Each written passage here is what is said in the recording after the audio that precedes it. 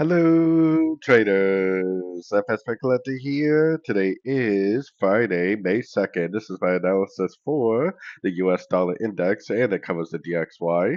If you haven't done so yet, definitely do check out my free Discord group, which is linked over here in the corner at the end of the video. And make sure to check out my website, fxpipcollector.com. Watch the video on my home screen to learn more.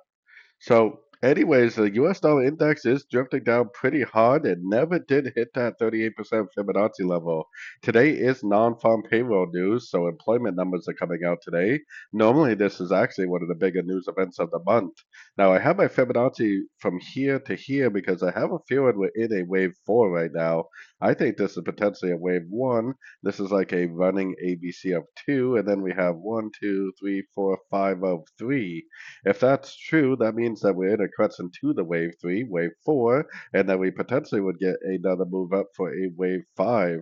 Then if it goes up and hits this 38% and reverses back down after that, that potentially is what's going to show me that this really is an ABC and that the real ABC really is complete.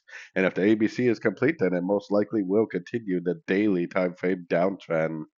But just keep an eye on it because the thing that's going to prove that this really is the end of a wave C is seeing a break of structure to the downside.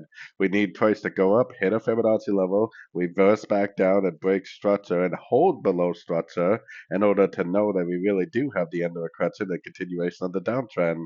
If it doesn't do all that, it may not be the end of a correction. It could possibly even push up to a higher Fibonacci level. So anyways, don't forget to like and subscribe. And as always, thank you for watching and happy trading.